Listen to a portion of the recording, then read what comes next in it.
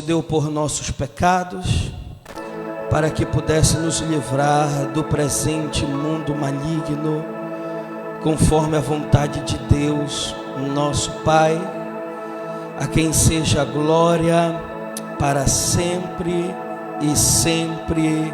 Amém. Vamos ler de novo.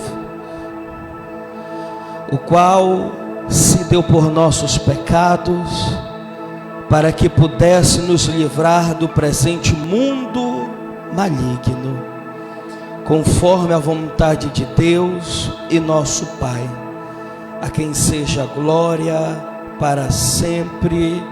Amém. Amém.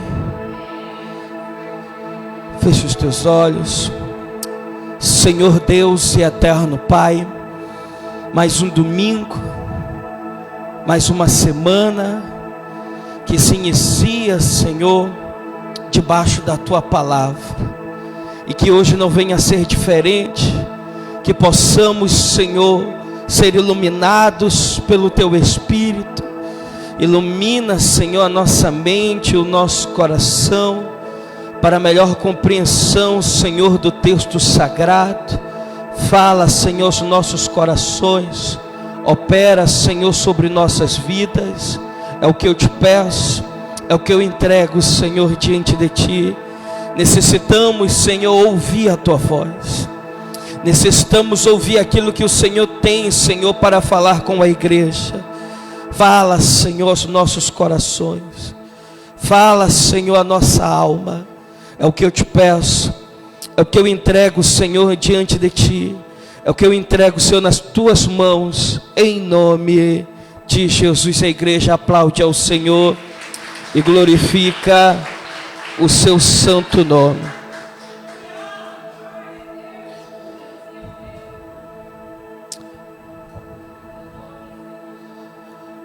Neste capítulo de número 1, pode se assentar em nome de Jesus. Todos me ouvem? Neste capítulo de número 1, nós vamos ver Paulo trazendo aos Gálatas a defesa do seu apostolado, que ele vai falar do versículo 1 ao versículo 3, do versículo 4 ao 5, ele vai falar sobre o Evangelho, e aonde nós estamos expondo essa narrativa desses dois versículos. Ele vai expor e falar sobre o Evangelho, o que é o Evangelho. Hoje nós vamos dar continuação nesse texto, que o versículo 4, ele vai carregar consigo algo glorioso, e carregando as colunas, ou melhor, a coluna que sustenta a nossa vida, que é o Evangelho de Cristo. Ele vai trazer aqui e destacar 3 verdades. A primeira verdade nós já expomos domingo passado, a qual ele vai falar que o Senhor se entregou pelos nossos pecados. Então o Evangelho carrega consigo algo extraordinário, em que o Senhor traz diante de nós, falando que, em primeiro lugar, o Senhor se entregou por nossos pecados. E é bem verdade, acompanhe comigo o versículo 4 na Bíblia, que ele vai dizer assim, ó: o qual se deu por nossos pecados. Essa é a primeira coluna do Evangelho.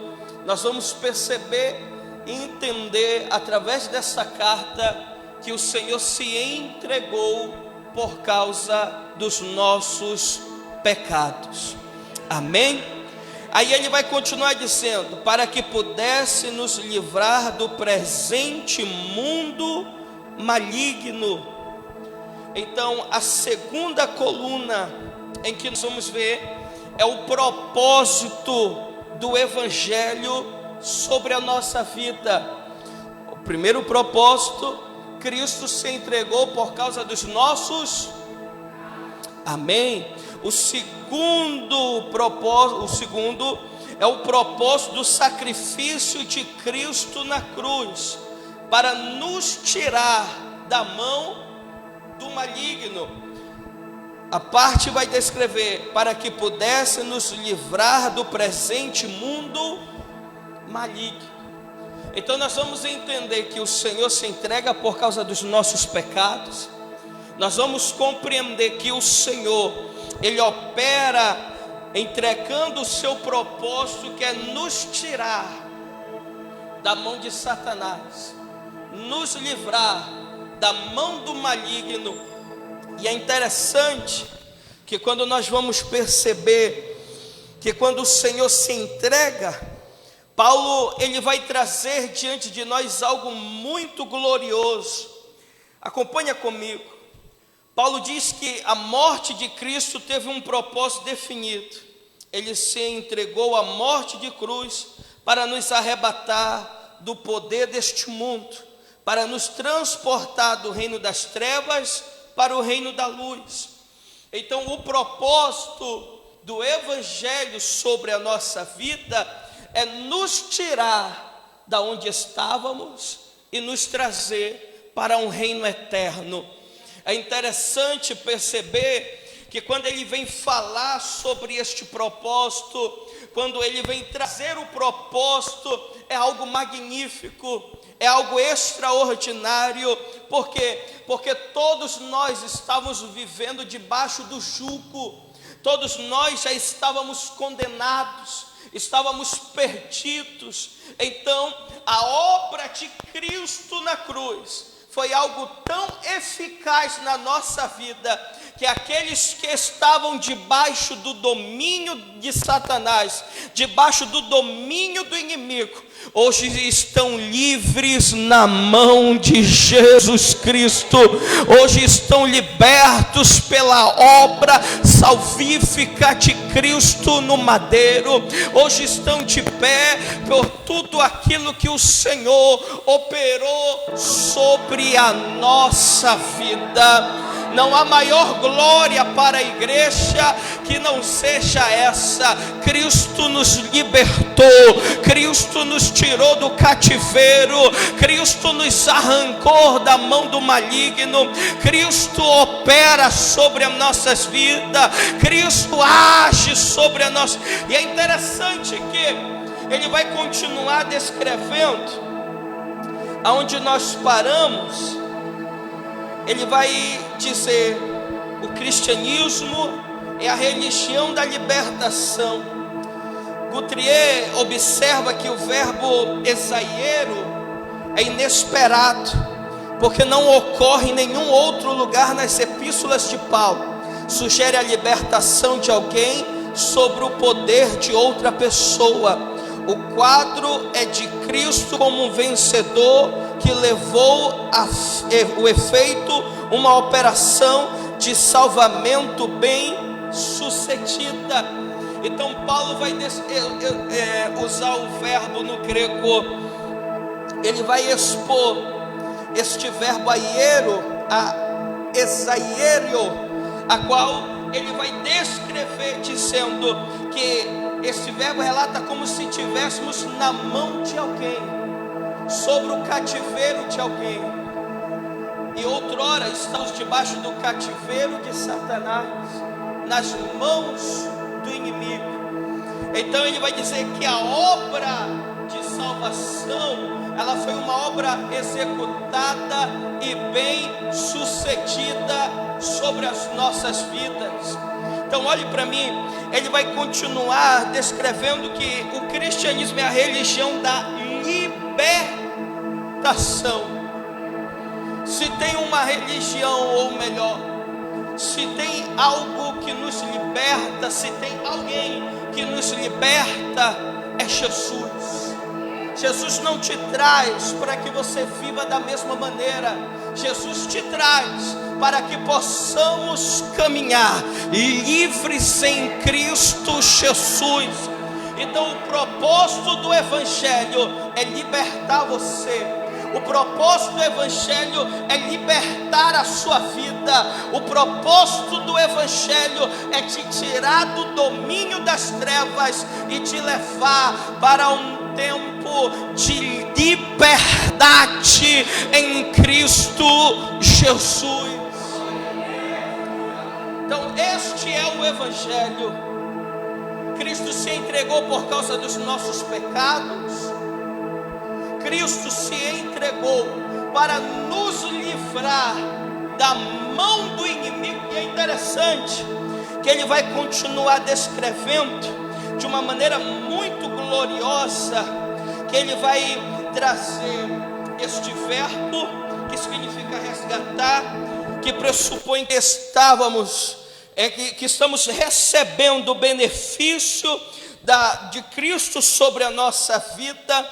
E ele vai dar alguns exemplos, dizer assim, assim José foi resgatado de todas as suas aflições. Israel foi resgatado da casa do servidão do Egito. Pedro foi resgatado das mãos de Herodes. Paulo foi resgatado das mãos dos judeus e dos gentios. O resgate aqui se descreve e é muitíssimo mais glorioso, porque tem a ver com aqueles que por natureza são inimigos do resgatador. E é interessante, porque a obra de Cristo na cruz vai muito além do que ter um livramento terreno. Vai muito além do que o Senhor nos tirar da escravidão. Pregamos muito, o Senhor tirou o Egito da escravidão. José foi liberto da prisão. Pedro saiu da mão de Herodes. Falamos muito sobre os livramentos, sobre as libertações que o Senhor entregou. Mas é interessante que esses dias o Senhor tem feito eu viver experiências fora do comum. Esses dias, orando por algumas pessoas, é interessante que o Senhor permitiu que eu orasse por muitas pessoas que estavam sobre o domínio do maligno, possessões horríveis, pessoas presas ali, trancafiadas na mão do inimigo. E é interessante que nós vamos ver essa libertação, e para nós parece ser algo tão comum a pessoa ser liberta deste espírito maligno, mas irmãos, é algo extraordinário. É algo extraordinário, é algo sobrenatural. Por quê? Porque nós vamos ver que a obra que Cristo opera não é qualquer obra.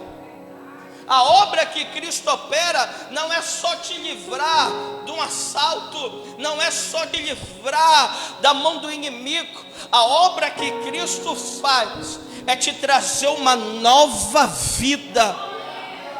E sabe o que é interessante? Eu acompanhando esses casos durante a semana, orando por algumas pessoas, algo chamou muito a minha atenção. O quanto ainda tem pessoas presas no domínio do inimigo. O quanto tem pessoas que estão ali trancafiadas, presas. Pessoas que o inimigo tira da igreja. Pessoas que o inimigo afasta de Deus. Pessoas que o inimigo tem deturpado, tem destruído por um falso evangelho, por um falso ensinamento. Pessoas que se diz que chamam o nome de Deus, porém estão presas na mão do maligno. E é interessante que o Senhor chamou a minha atenção para isso, porque nós vamos ver que Paulo, ele vai continuar descrevendo de uma forma gloriosa, que ele vai falar sobre a vontade de Deus sobre a nossa vida. E eu quero te dizer que a vontade de Deus sobre a tua vida e a minha vida é nos libertar. Eu vou repetir: a vontade de Deus sobre a nossa vida é trazer libertação para nós. Sabe por quê, irmãos? Somos presos a muita matéria, somos presos ao material. Esses dias o Senhor tem feito eu viver experiências fora do comum mesmo. em que eu me prostro e choro diante dele, entregando todos os dias a minha alma e pedindo a sua graça.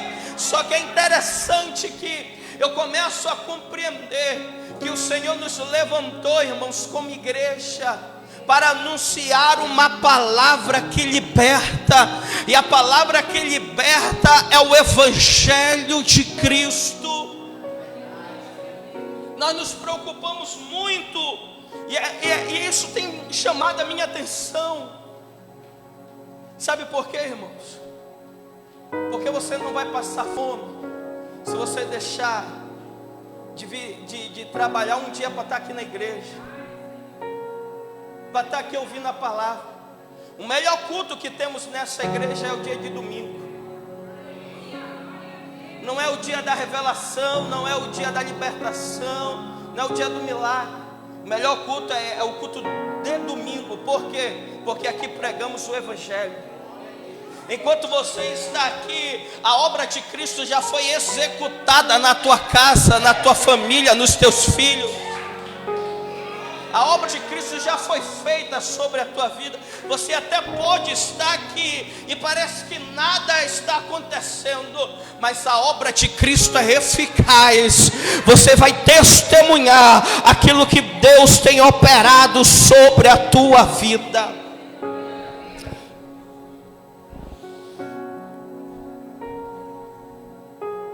Aleluia.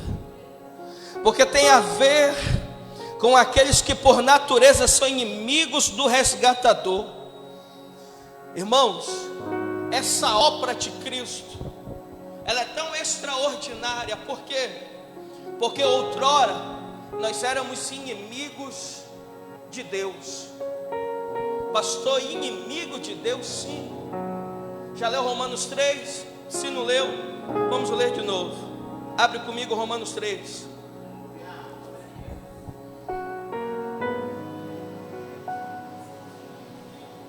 Romanos capítulo de número 3.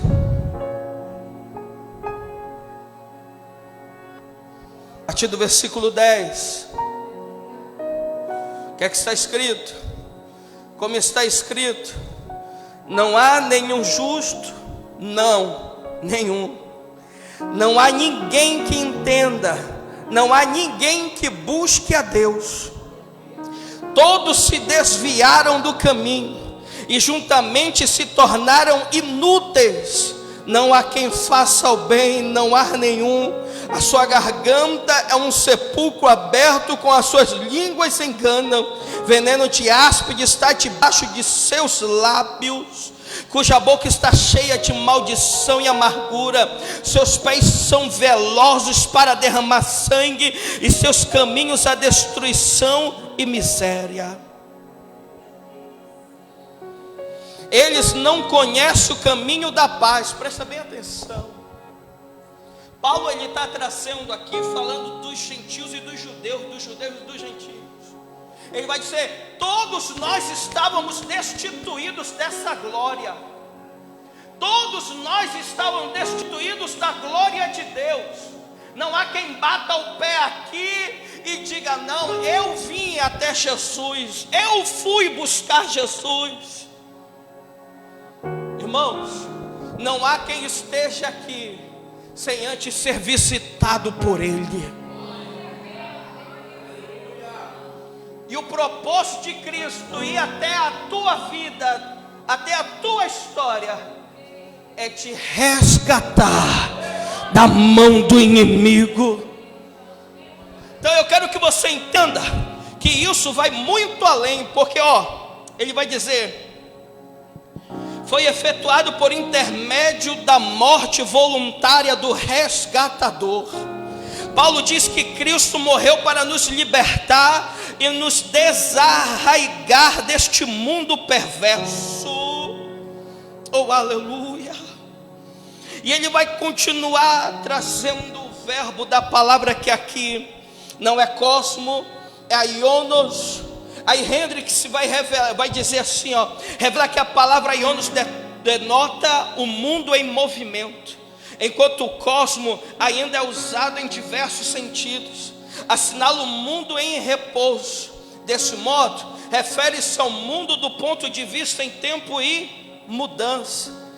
É um mundo ou era que segue apressado para o seu fim, e no qual, apesar de todos os seus prazeres e tesouros, não há nada de valor permanente. E sabe o que é interessante? Ele vai usar a questão da palavra mundo, que ela no grego nós podemos falar cosmos ou aionos, só que há duas diferenças. Cosmos representa um mundo meio que parado, um mundo que está em repouso. Aionos não. Aionos é um mundo que está em movimento. Aí ele vai dar a entender que este mundo que está em movimento, ele está caminhando para uma destruição. Ele está sendo direcionado para ser destruído, para acabar isso. Mas o que é mais extraordinário é que Paulo vai descrever assim: então o Senhor se entregou na cruz. Oh, aleluia! Preste atenção. Ele vai descrever assim, ó: argumenta que a presente era está descrita aqui como normalmente má, porque são malvados os homens que lhe dão caráter, como descrito por Paulo em Romanos, capítulo 1, do versículo 18 ao 32. Aí ele vai dizer: em contraste com este mundo ou era presente, está o mundo vindouro, a era gloriosa, que embora já foi inaugurada na primeira vinda de Cristo, só será consumada em sua segunda vinda. Esta palavra traz a ideia de que o mundo aqui é a dispensação do mal. Não existe campo neutro. Quem está no reino de Cristo está no domínio desse reino do mal. Portanto, Jesus foi à cruz para nos tirar do domínio do maligno, ou seja, nos libertar da presente dispensação do maligno.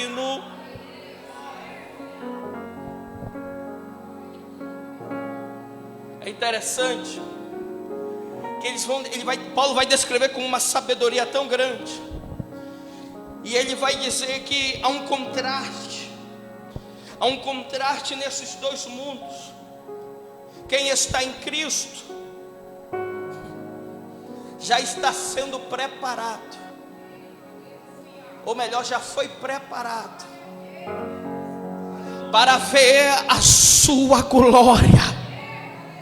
A primeira dispensação foi implantada quando Cristo morreu na cruz por nós. Ele vai dizer assim, ó: embora foi inaugurada na primeira vinda de Cristo, só será consumada na segunda vinda. Então o que é que ele quer dizer com isso? Que Cristo veio e implantou o seu dá glória a Deus, crente. Cristo veio e implantou o seu reino, e só será consumado. Por que ele está dizendo só será consumado? Porque essa obra da salvação ainda não está completa em nós. Como assim, pastor? Nós somos direcionados à salvação, amém? Nós somos salvos. Só que essa obra só será completa, consumada, na segunda vinda de Cristo na terra. Eu vou repetir isso aqui. Preste atenção, eu vou te explicar melhor. Ele vai dizer: em contraste com este mundo ou era presente, está o mundo vindouro, a era gloriosa, que embora já foi inaugurada na primeira vinda de Cristo. Então ele está dizendo que já existia um mundo aqui, certo? O mundo do maligno, a qual Adão vai cair. Quando Adão cai, o pecado entra. Quando o pecado entra, todos nós somos atingidos pelo pecado. Então todos nós estamos destituídos da glória de Deus. Não há quem busque a Deus, não há quem faça coisa boa ou tenha alguma escolha boa diante de Deus. Porém, quando Cristo desce na terra, quando Ele desce na sua primeira vinda, e Ele se faz de pecador, um santo se faz de pecador, para se entregar na cruz. E João 10 vai descrever: fui eu que dei minha vida, ninguém tirou. Eu vou repetir isso aqui. Cristo vem e diz: eu que dei, fui eu que entreguei. Por quê? Porque Ele está dizendo: eu me entreguei para tirar vocês da mão do maligno. Então quem fazia parte daquele mundo já não faz mais, porque eu já me entreguei na cruz por vocês. Só que tem algo melhor ainda. Melhor ainda, pastor? Sim. Por quê? Porque esta obra será consumada em nossas vidas. Então olhe para alguém que seja do seu lado e diga: a tua vida não acaba aqui, a tua história não se resume aqui, a tua vida não para aqui. Sabe por quê? Tem muita gente ligada com as coisas da terra, tem muita gente presa com as coisas da terra. Por quê? Porque tem gente que não quer parar com aquele copinho de cerveja, porque não estou pronto. E olha aqui para mim, a obra já foi feita, Ele já desceu. Eu quero que tu entenda isso aqui. Já chega de parar de faltar o culto, já chega de parar de vir para a igreja. Por quê, pastor? Porque tem muita gente se preocupando com aquilo que não é para se preocupar. O dia do amanhã pertence a Deus. O dia do amanhã, olha aqui para mim. Tu estava condenado, crente. Eu vou falar a verdade. Todos nós que estamos aqui estávamos condenados, perdidos, sem direção, direcionado ao inferno. Eu vou falar, sabe por quê? Porque hoje em dia a gente fica: não, você é o bonequinho de Deus, não, você é a princesinha. Olha aqui para mim, a maior obra Ele já fez na tua vida, foi te tirar da mão do maligno. O que vinha é bênção, o que vinha é glória, o que vinha eu vou recebendo, mas a maior bênção Ele já me entregou. Tem gente deixando de ir para a igreja para tomar banho de rio, gente. Passear não é pecado, eu também gosto, mas eu quero que tu entenda: tem algo em jogo, a tua família, teus filhos, a tua casa. E como é que nós levamos a salvação? Simples: e de pregar o evangelho a toda criatura. Aquele que crê será salvo. Será salvo. Irmãos, chegou o tempo da igreja despertar. Chegou o tempo de acordar. Chegou o tempo de viver preso nas coisas. Ei, olha aqui para mim. Quem prega para ti: eu vivo dependente de Deus todo dia. Tem dia que eu sei que eu vou comer, mas no outro dia pertence a Deus. Tem dia que eu sei o que eu vou vestir, mas no outro dia pertence a Deus. E eu estou aqui todo dia, não é porque eu sou pastor da igreja, não é porque eu poderia muito bem fechar isso aqui, arranjar um emprego e trabalhar. Mas se Deus me chamou para essa obra, eu vou lutar pela tua vida até o fim. Eu vou continuar pregando, sabe por quê? Porque hoje as igrejas estão cheias de pessoas que querem o evangelho segundo a sua vontade. E esquece que a obra de Cristo é eficaz na nossa vida. Eu vou continuar batendo nisso aqui, irmãos. Porque se eu não te ensinar, não vão jogar na minha cara: o pastor não pregou isso, o pastor não pregou aquilo. Olha aqui para mim. Eu estava lendo hoje sobre os heróis da fé, o quanto esses homens se entregaram a Deus, o quanto esses homens clamaram diante dos céus. É interessante, eu estava vendo o David Brainerd. Ele vai descrever, ele orava, dizia: Senhor, eu preciso comer e eu preciso dormir, mas eu também necessito de almas. Eu necessito de almas, Senhor. É engraçado que Joe Knox dizia: Senhor, me entrega as almas da Escócia, as as almas da Escócia. Ele não está falando da casa dele, ele está falando de um país inteiro. E sabe o que mais chama a atenção? Tem gente aqui que não quer lutar nem pelos seus filhos. Eu vou falar. Você precisa despertar.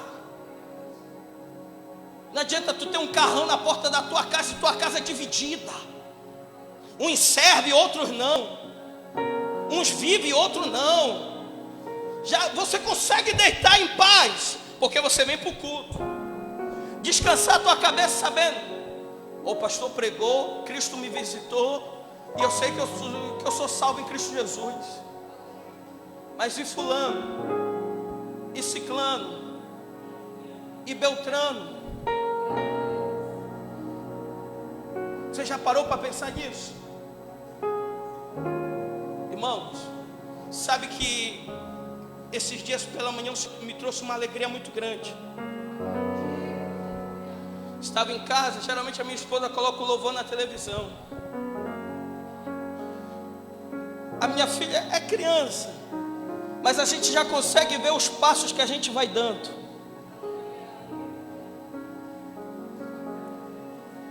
E eu vi ela louvando. Quem vê diz: é bonitinho. Irmão, isso é glorioso.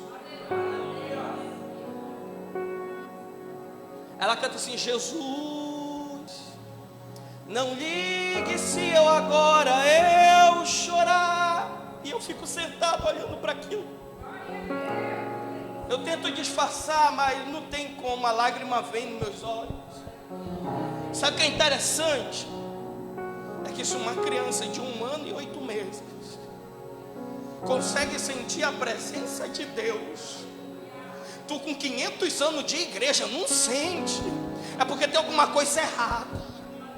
Tem gente que está que nem Nicodemos, precisa nascer do alto. Nicodemos vai de noite: Senhor, eu sei que tu é mestre em Israel, porque tu opera milagres. O Senhor disse: na verdade, Nicodemos, se tu não nascer de novo, não tem como tu ver o reino dos céus. Oh, aleluia. Oh, aleluia. Nós temos que despertar como igreja. Por esses dias eu conversando com os pastores lá em Belém, eu falei: pastor, se fosse uma época eu botava um carro de som na rua, botava assim, culto da revelação, a igreja estava cheia. Como nós estamos ali pregando o evangelho, nem todo mundo quer ouvir. Ele falou: é, pastor, é verdade. Eu falei: olha, quem cuida da igreja é Deus, quem cuida da obra é o Senhor. Quem cuida da obra é o Senhor. E Ele vai continuar cuidando, porque a porta que Ele abre ninguém fecha. A maior obra Cristo já fez na tua vida. Na primeira vinda de Cristo Ele já estabeleceu o seu reino. Só que na sua segunda vinda isso será consumado. Eu vou ler de novo. Ele inaugurou na primeira vinda de Cristo, só será consumada em sua segunda vinda. Essa palavra traz a ideia de que o mundo aqui é a dispensação do mal. Então, quando Cristo desceu, Ele desceu para dar vida para quem estava morto. Vou repetir. Ele desceu para dar vida para quem estava morto. Então, quando Ele vai falar sobre mundo, Ele está falando da dispensação do maligno. A Bíblia diz: o mundo jaz do... Mas por que a Bíblia está dizendo isso? Por causa do pecado que feriu a terra, que feriu os homens, que feriu as mulheres, o homem assim por completo. Porém, quando Cristo veio, Ele veio estabelecer o seu reino. E sabe o que é interessante? Nós não merecíamos. Sabe o que é interessante? Não há o que podemos fazer para obter tal obra. Ele fez por amor. Ele fez por causa dos nossos pecados. Eu quero te dizer uma coisa aqui: a obra que Cristo fez, ela foi completa. Pastor, por que o senhor está falando isso? Porque se a primeira obra foi completa e nós estamos aqui,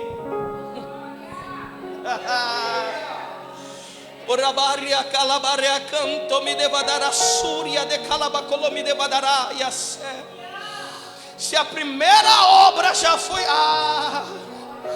foi eficaz e aqui estamos, tu imagine quando a última trombeta tocar. A Bíblia diz que todo olho verá, e ele virá. Cristo virá e todos nós veremos Cristo.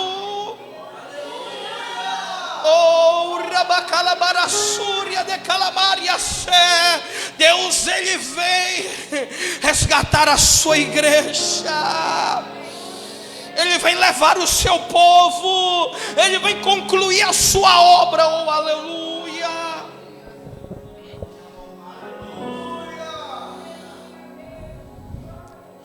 Portanto, Jesus foi à cruz para nos tirar do domínio do maligno, ou seja, nos libertar da presente dispensação do maligno. Uma vez que o mundo jaz do maligno, precisamos entender que a Bíblia divide a história em duas dispensações: essa dispensação e a outra dispensação futura. A nova dispensação já foi inaugurada com a vinda de Cristo. Quando alguém se converte, é transportado da dispensação do mundo, repete comigo, mundo maligno. Então, quando nós nos convertemos, quando a pessoa é convertida, ela sai deste mundo, ela é tirada deste mundo, ela é transportada. Eu vou repetir isso aqui: ela é transportada, ela sai da dispensação do maligno e ela é transportada, presta atenção, ela é transportada da dispensação presente para a dispensação futura, ou seja, do domínio de Satanás para o reino da graça. Para os que creem, a presente era perversa não é mais verdadeira realidade. Olha aqui para mim, olha aqui, quem crê. Não, quem crê, a dispensação do maligno não tem mais poder sobre a tua vida. Quem crê, já foi transportado para a dispensação futura. Só aqueles que já vão morar no céu com Jesus, levanta a mão para adorá-lo.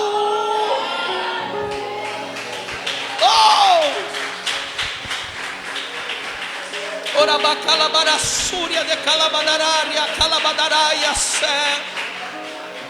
Orabacalabaria súria. Oh, aleluia. Oh, aleluia. Oh, aleluia.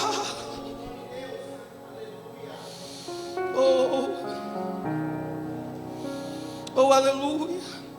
Apesar de ainda viver cronologicamente nela, nós vivemos aqui, certo? Certo? Mas nós não somos direcionados por este mundo. Oh, aleluia, nós vivemos aqui, mas não somos mais daqui. Nós ainda caminhamos, trabalhamos aqui, mas o nosso lar já foi entregue para nós. Oh, aleluia. Oh, aleluia. Que a nossa alma venha se regozijar na sua presença hoje. Orabaria canto me nevadará súria de calabaria sé. Oh, aleluia. Já vivemos debaixo da sua graça. Oh, aleluia. Apesar de ainda viverem cronologicamente nela e de serem também atribulados por ela, eles foram legalmente expatriados desta era e transportado para o reino do Filho do seu amor. Oh, aleluia. Oh, aleluia. E aqui eu quero falar, abra um parênteses. Quem de nós não somos atribulados nessa dispensação? Quantos de nós não passamos por essa situação? Quantos de nós não sofremos aqui?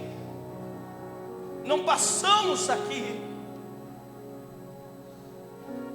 Este mundo, irmãos, ele nos traz atribulações. Porque você acha que Cristo diz: eu venci?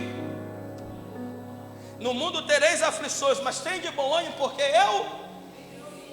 Oh, Jesus. Você até pode chorar aqui. A situação parece que não vai dar certo. A história parece que não vai mudar, mas eu quero que tu entenda uma coisa. Podemos ser até atribulados por este mundo. Podemos ser até atribulados, mas chegará o dia que não haverá choro, que não haverá tribulação, que não haverá sofrimento, e viveremos para a glória de Deus. Orabadará súria de calabaria canta me nevadará e a sé. Oh, aleluia.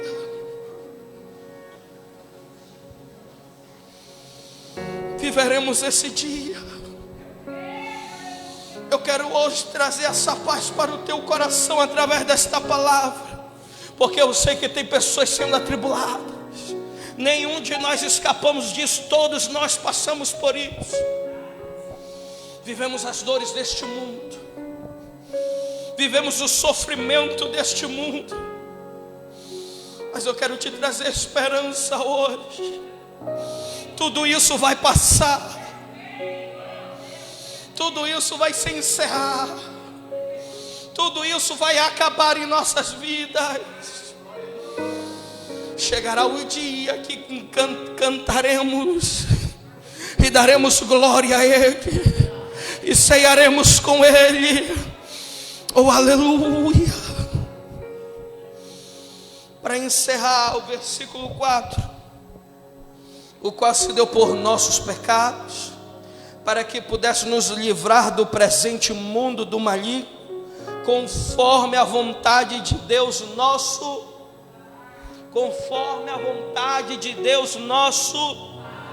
Olhe para alguém que esteja do teu lado e diga: foi pela vontade de Deus. Não, diz bonito: foi pela vontade de Deus. Estamos aqui pela vontade de Deus. Subiremos ao céu pela vontade de Deus. Tanto o resgate dessa dispensação maligna, quanto os meios pelos quais ele foi efetuado, estão de acordo com a vontade de Deus. Guthrie diz que certamente que a vontade do Pai nos atos redentores de Cristo é um aspecto importante da teologia de Paulo, e realmente faz parte integrante de toda a teologia cristã, excluindo qualquer noção de que o que aconteceu à cruz tenha sido causado pelas circunstâncias. Tudo fazia parte de um plano para derrubar o mal e libertar o homem de seu poder. Essa é a vontade de Deus na nossa vida. Irmãos, mais uma vez, olhe para mim. Quantos aqui precisam de uma bênção? Levanta, eu também preciso, estou precisando. Todos nós precisamos. Precisamos de uma bênção, de uma vitória. Precisamos que Deus haja em alguma situação da nossa vida, que Deus nos dê uma vitória. Todos nós precisamos. Necessitamos de coisas materiais? Necessitamos, eu não sou contra. Eu prego os céus, mas não sendo contra as coisas materiais. Porém, nós temos que entender uma coisa: a vontade de Deus na nossa vida. Vou repetir isso aqui. Irmãos, se Deus te abençoar, te dá casa, te dá um carrinho, te dá alguma coisa, glória a Deus. É Deus que quer te dá. Amém? A Bíblia diz que Deus é o dono do ouro e a Bíblia diz que nós comeremos e teremos o melhor. Então conquistar não é pecado. Todos nós temos que estudar, trabalhar. Aqueles que têm aí o dom de empreender, vai construir uma empresa, vai crescer, vai... Amém? Glória a Deus. Que venhamos prosperar, amém? Só que eu quero que tu entenda, a vontade de Deus na nossa vida não é só isso. O porquê eu estou trazendo a carta de Gálatas para a igreja? Para que nós venhamos compreender que a vontade de Deus na nossa vida vai muito além daquilo que queremos na terra. É pecado querer um carrinho? Jamais. É pecado querer ter uma boa casa para dar um conforto para a nossa família? Jamais. Mas eu quero que tu entenda que Cristo não morreu na cruz para te dar isso. Por quê? Porque as pessoas hoje estão confundindo. Quando for domingo que vem, nós vamos pregar do 6 ao 12. E Paulo vai defender o Evangelho. E por que ele vai defender o Evangelho? Porque existia no concílio de Jerusalém os judaizantes que pregavam dizendo que a obra de Cristo não era eficaz. Só era eficaz com o complemento da lei de Moisés. Então todo homem tinha que ser circuncidado. Só que Paulo vai pregar contra isso, dizendo que a obra de Cristo é eficaz na nossa vida. A obra de Cristo é poderosa em nossa vida. Aí ele vai defender este evangelho em 3 colunas. A primeira, Cristo se entregou pelos nossos. Foi para me dar carro? Foi para me dar casa? Foi para trazer o marido de volta? Foi por causa dos nossos? Qual é o propósito? Nos livrar da mão. Aí tem um povo que chama pelo nome dele, mas seu coração não está nele. Tem um povo que chama de lábios, mas o interesse do seu coração é outro. E sabe o que é interessante? Vivemos essa geração. Eu vou para a igreja porque eu me sinto bem. Tu vem para a igreja porque Ele se entregou pelos teus pecados, para te tirar da mão do sofrimento do inimigo. Pelo que, pastor? Pela vontade de Deus. A igreja não diz aceita Jesus hoje e recebe a porta de emprego amanhã. A igreja diz que tu aceitou Jesus hoje, foi pela graça de Deus na tua vida. Só que vivemos uma geração que chama por Deus, mas seu coração não está em Deus, está neste mundo perverso. Como eu disse, não sou contra os bens materiais. Trabalhamos e almejamos ter e comer o melhor da terra. Porém eu quero que tu entenda, não misture evangelho com a segunda vontade de Deus com o evangelho segundo a tua vontade. Porque eu vou entender uma pessoa, o que eu vou falar é duro, mas tu precisa ouvir. Uma pessoa que Cristo morreu por ele, por causa dos pecados dele. Não vou falar dele não, porque morreu por nós. Eu me coloco no meio, que eu não sou melhor que você. Morreu por nossos pecados, para nos tirar da mão do inimigo, para que eu venha fazer campanha, para Deus me dar carro. Como eu disse, eu não sou contra, eu gosto da campanha, eu gosto da campanha da oração, eu gosto dos dons, quem me conhece sabe aqui. Só que eu quero que tu entenda que o propósito da igreja nunca será esse. O propósito da igreja é te mostrar um Cristo que se entregou por você, morreu por você, Oh, aleluia. Para nos tirar da mão do inimigo. Só que vivemos uma geração que chama por Ele, mas o coração não está nele. E o porquê eu digo isso? Porque vivemos um tempo que a igreja evangélica está crescendo. E se você for pesquisar, você vai ver que daqui tantos anos a fé cristã, a fé evangélica será a maior no mundo inteiro. Só que é interessante que esta fé que eles querem viver é uma fé, Deus me dá, mas eu vivo como eu quero. Deus me dá e eu vou andar da forma que eu quero.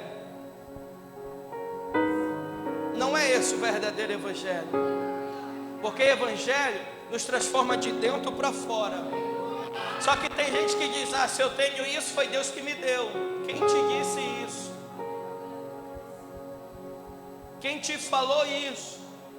Fulano, eu estou prosperando porque eu estou dando o dízimo. Aí leva uma vida torta, não lê a palavra, não ora, não caminha, vai para a igreja quando já não aguenta mais o que está vivendo.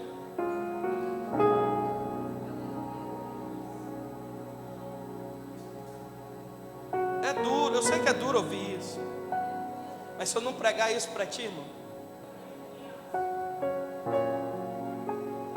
eu quero que tu entenda que não há maior prazer no servo do que servir. Ah, eu vou falar. O maior prazer de um servo é servir a Deus. Você pode ver, irmãos, eu lido com pessoas assim diariamente.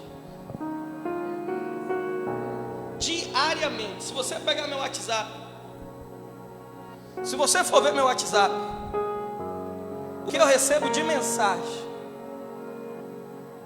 pastor, ora aí. Camarada não quer orar não, ele manda o pastor orar. Pastor, ora aí, porque tem uma bênção de tanto. Eu até coço a cabeça.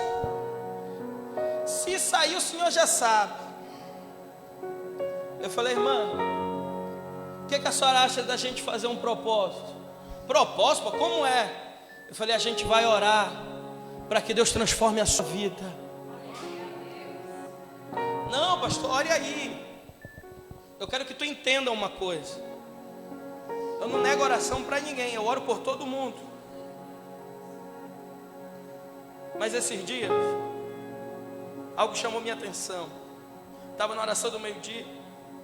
Aí foi uma irmã lá, eu vou dizer uma mulher, não vou chamar ela de irmã ainda.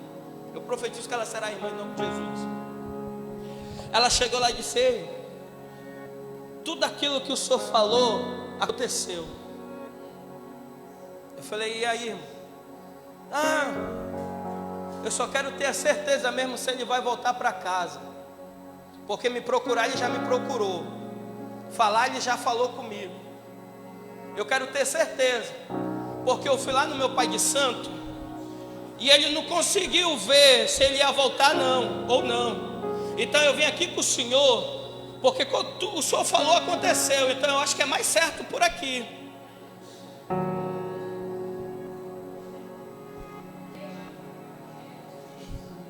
Mas sabe por quê? Porque hoje é mais fácil tu tirar o que a pessoa não tem, o teu benefício próprio, do que tu pregar o que pregamos. Só que eu vou te dizer uma coisa: eu prefiro entregar o que elas não têm do que arrancar e ir para o inferno junto com ela.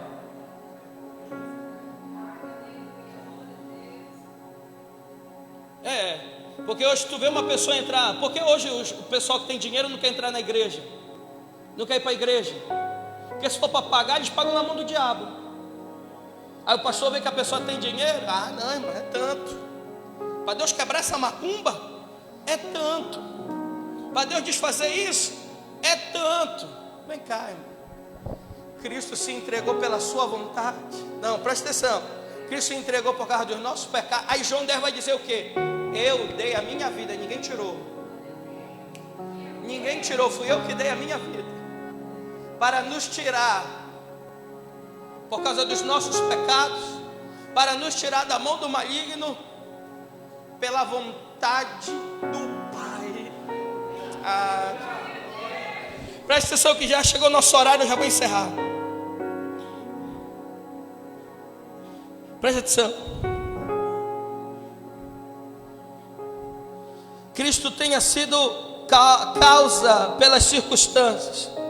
Tudo fazia parte de um plano para derrubar o mal e libertar o homem de seu poder.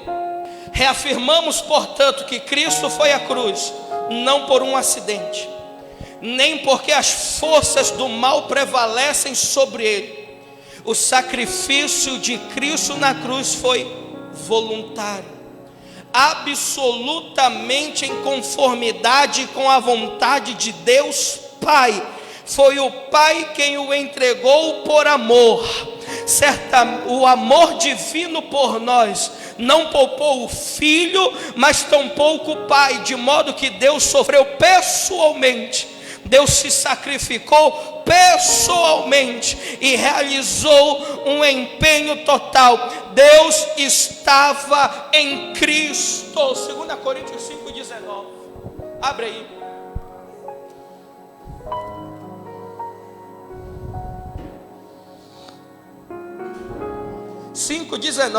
Não, eu vou ler desde o 17, que é para tu dar um glória a Deus aí para cair a igreja. Portanto, se algum homem está em Cristo, ele é uma nova criatura. As coisas velhas são passadas, e eis que todas as coisas se tornaram novas. E todas as coisas são de Deus, o qual nos reconciliou consigo mesmo por Jesus Cristo e nos deu o ministério da reconciliação. Versículo 19: a saber, Deus estava em Cristo reconciliando consigo o mundo, não lhes imputando as suas transgressões, e confiou em nós a palavra da reconciliação.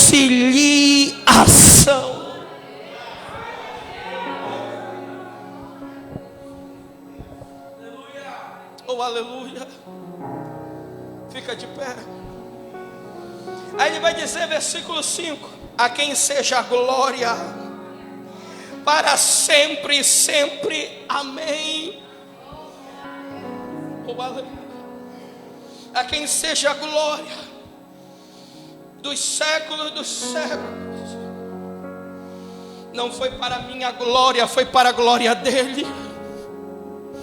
Eu quero que tu entenda que servir a Deus não é uma glória para você, é uma glória para ele.